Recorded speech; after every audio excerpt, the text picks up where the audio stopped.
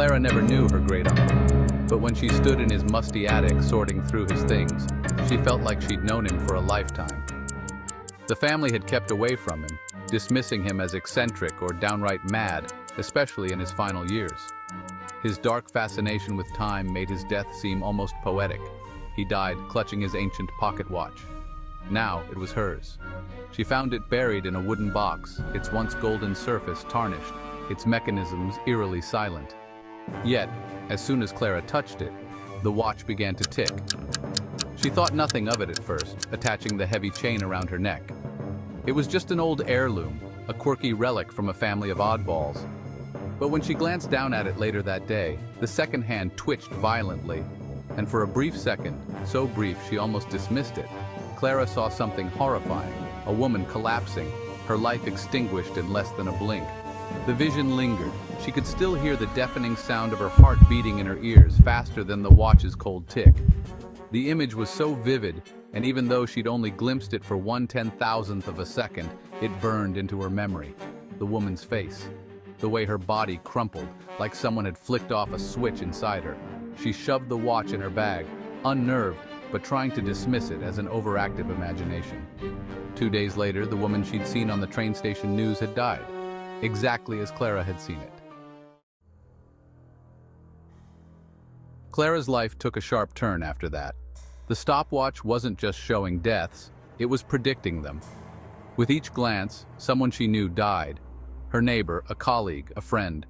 Every time she watched their final moment in an impossibly short instant, faster than her brain could comprehend, but slow enough for her to feel its weight.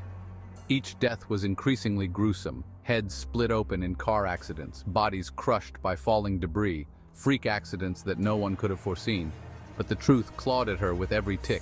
These deaths were tied to her. It wasn't just a coincidence. The pocket watch was cursed, a portal to some cosmic balance sheet of life and death. She could feel it. Every time she looked at the time, she was one step closer to the ultimate price, her own life. The tick-tock of the watch was no longer just a sound, it was a countdown. The deaths she saw were not just random. They were offerings, and soon it would be her turn. Clara tried to destroy the watch. She smashed it with hammers, set it on fire, buried it deep in the woods. But every morning it would reappear back on her nightstand, ticking louder than ever. Each time it came back more twisted.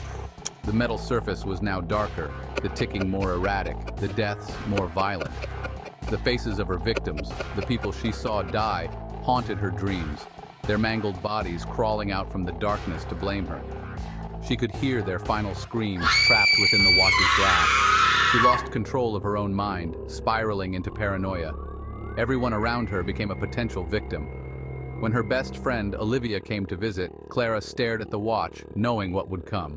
When the second hand ticked, Olivia's eyes rolled back, her body contorted, and blood gushed from her mouth as she dropped to the floor. Clara screamed, holding the watch tighter, its chains burning into her skin. She knew it had to stop, but she couldn't look away, compelled by the grotesque power it held over her.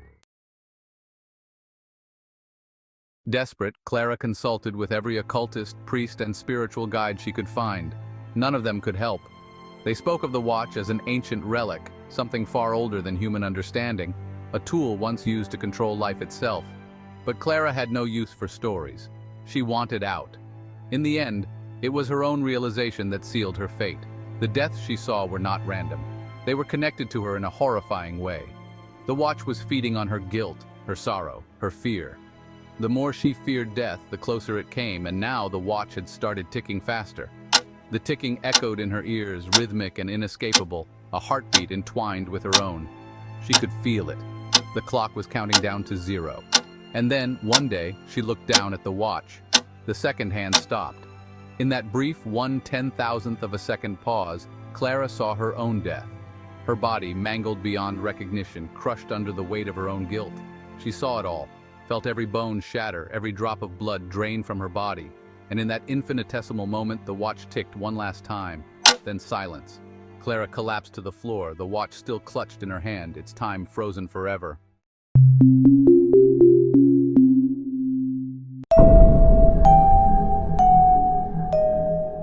Clara's lifeless body lay in her dark apartment, blood pooling beneath her shattered limbs. Her face, frozen in an expression of silent horror, stared vacantly into the abyss. The pocket watch dangled from her hand, glinting in the flickering candlelight. Time stopped for her, but not for what lay beyond the veil. In the stillness of death, the air thickened, congealing like blood. A low grinding noise echoed in the shadows, growing louder as the very fabric of reality began to warp. From the corner of the room, a figure emerged, hunched and grotesque, its skin a rotting patchwork of gray and black, dripping with putrid fluids that hissed when they hit the floor. The watchmaker had come for his creation. His face, or what was left of it, stretched into a distorted grin. Half of his skull was exposed, the remaining flesh hanging in gory, meaty strands. One of his eyes bulged grotesquely from its socket, while the other had been long gouged out, replaced by an ancient gear ticking inside his hollow skull. His fingers, long and skeletal, were fused with metal, rusted cogs and gears embedded into the bone. This creature was no human. He was a relic of something far older, kept alive by the cursed watch that now clung to Clara's soul. The watchmaker knelt over her body, his cracked lips pulling into a smile as he reached for the pocket watch. The second he touched it, Clara's blood surged toward it like a magnet, crawling up the chain and sinking into the gears. With each pulse, the watch began to tick again, louder and more erratic, as though feeding on her death. "I've waited for you, Clara," the watchmaker whispered, his voice like grinding metal. "You think you're done, but no, your time is still mine." As he spoke, Clara's body jerked, her eyes snapping open, filled with terror. She was awake, somehow conscious in this liminal state between life and death, trapped in her own corpse. She could feel the watchmaker, his cold, oozing presence smothering her like a wet, decaying blanket. Her body convulsed violently, but she had no control. She could only watch. Suddenly, the watchmaker's voice twisted. "It's not me you should fear, my dear. It's you." His smile widened, teeth falling out with a sickening crack as his form began to warp. Flesh peeled from his face in long, disgusting strips, revealing what lay beneath, a twisted reflection of Clara herself. She screamed, but no sound came. The watchmaker, looked at her with hollow eyes. The horrifying truth hit her like a sledgehammer. The watchmaker wasn't some ancient being, but the dark, rotting version of herself, created the moment she touched the cursed watch. Her death had not been the end. It had been the birth of her as the watchmaker. She was the curse, the one who would now pass the watch to the next victim, to perpetuate the cycle. Her insides churned, bones cracking as they shifted. She could feel her skin splitting, blood pouring out in thick, viscous rivers. She was transforming, her human form breaking down to reveal the monstrosity she was always destined to become. Gears embedded themselves into her skin, turning her muscles into sinewy machinery, her organs fusing with metal, pumping thick black oil instead of blood. Part 3. A Twist of Fate. Suddenly, the room began to distort as time itself unraveled. The next victim was approaching, drawn by the curse like a moth to a flame. The watchmaker, now fully transformed into Clara's twisted reflection, laughed as the shadows coalesced into a shape. A young woman, unknowingly walking into the apartment, drawn to the cursed object lying at Clara's feet. The woman picked up the watch, curiosity in her eyes. But something was wrong. As soon as her fingers brushed the metal, the air exploded with violent energy. The watch rejected her, the ticking growing louder and more aggressive.